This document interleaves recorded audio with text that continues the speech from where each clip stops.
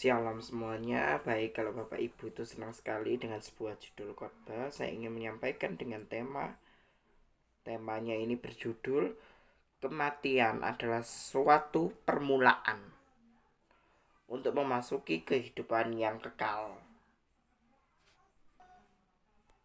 Dalam Wahyu 14 ayat 6 sampai 13 dijelaskan bahwa dengan judul perikop pemberitahuan tentang penghakiman.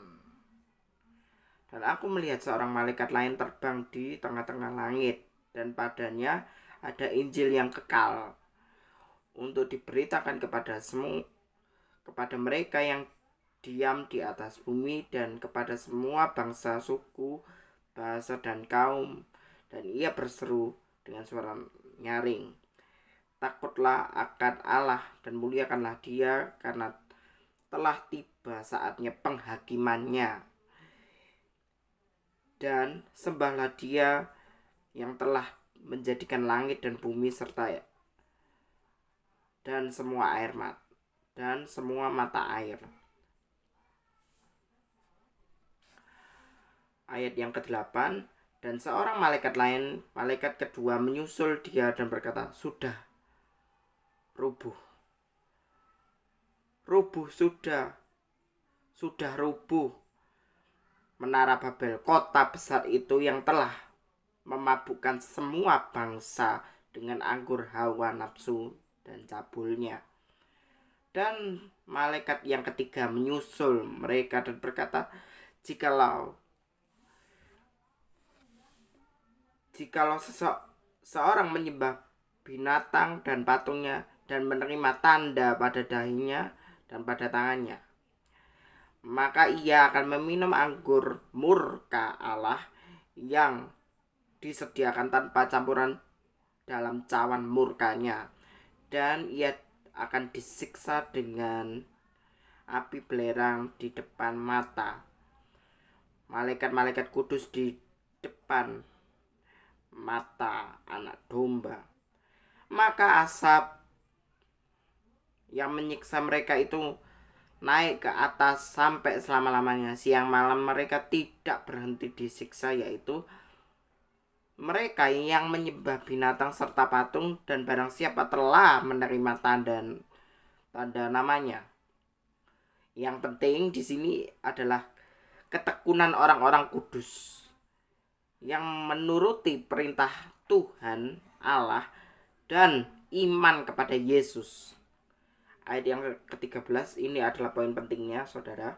Dan aku mendengar suara dari sorga berkata, tuliskanlah, berbahagialah orang yang mati di dalam Yesus sejak sekarang. Sungguh, kata Roh, supaya mereka dapat beristirahat dari jerih lelah mereka, karena segala perbuatan mereka menyertai perbuatan mereka. Kematian adalah salah satu permulaan untuk memasuki kehidupan yang kekal setelah penghakiman di tahta putih kerajaan sorga. Hal ini menjelaskan bahwa mati adalah salah satu permulaan hidup, jenjang awal mula kehidupan kita setelah kematian di bumi. Jadi Tuhan itu menyiapkan rumah di sorga. Sebab di Yohanes pasal 14 itu dengan judul Rumah Bapa.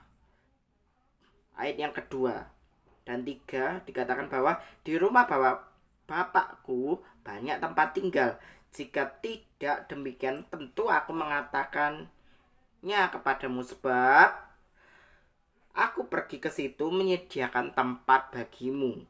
Dan apabila aku pergi ke situ dan telah menyediakan tempat bagimu, aku akan datang kembali. Yesus akan segera datang dan membawa kamu ke tempatku. Tempatku itu siapa? Tempatnya Yesus, yaitu di kerajaan sorga. Supaya di tempat di mana aku berada, kamu pun berada. Jadi kematian adalah salah satu permulaan memasuki kehidupan yang kekal bersama Yesus.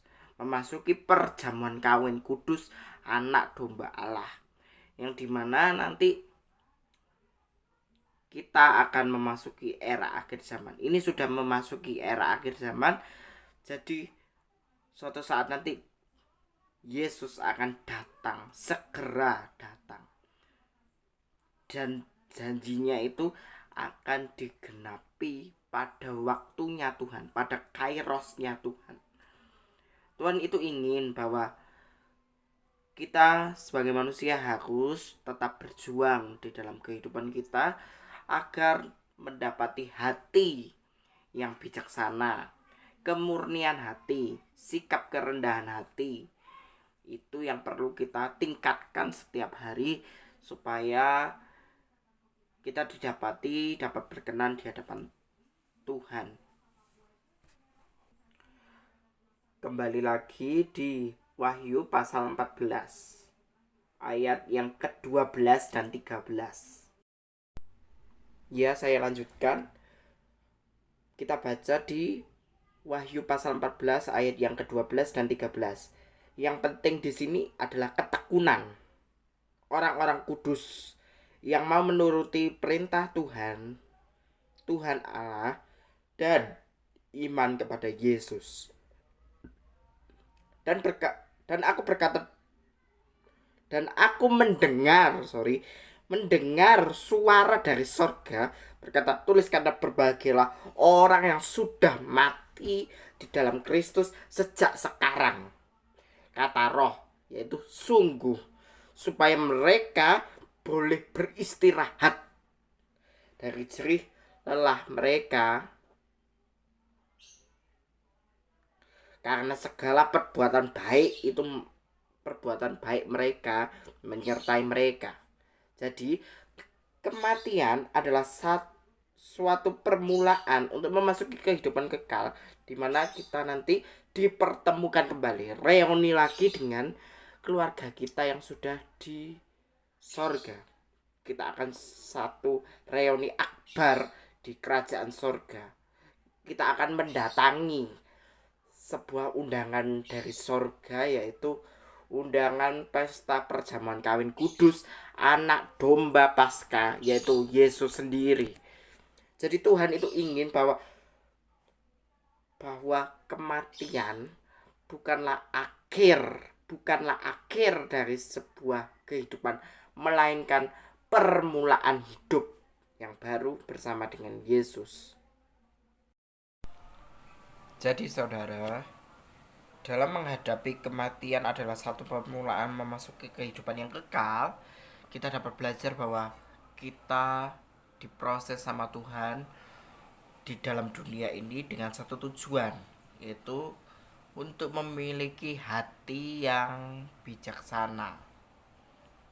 Seperti pemazmur bilang, Mazmur Musa, dalam Mazmur 90 ayat yang ke-12 dikatakan, ajarilah kami menghitung hari-hari kami sedemikian rupa sehingga kami memperoleh hati yang bijaksana. Tuhan itu ingin dalam setiap proses kehidupan kita mempunyai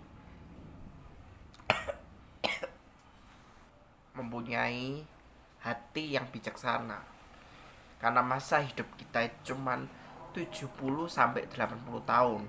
Itu kata pemazmur ya, saudara.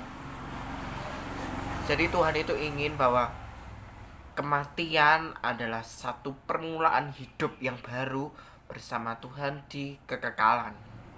Jadi kita sebagai manusia mengembara di dunia untuk satu tujuan, menjadi musafir Allah yang ditunjuk sama Tuhan untuk menggenapi visi misinya Tuhan atas rencana Allah dalam kehidupan kita.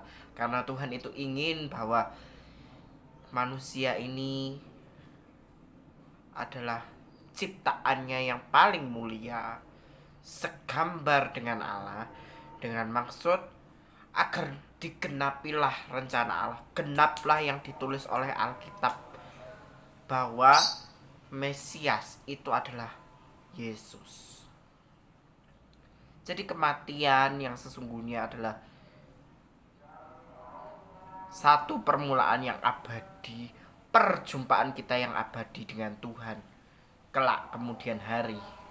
Jadi marilah saudara untuk menjaga hati dalam mempersiapkan hari-hari terakhir kita di dalam dunia ini untuk memasuki satu segmen yang baru, yaitu arena kekekalan itu.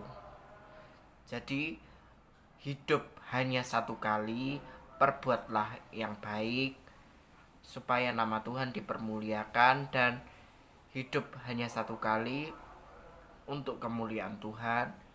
Hidup tidak sampai di balik batu nisan, tetapi batu nisan itu menjadi satu permulaan untuk memasuki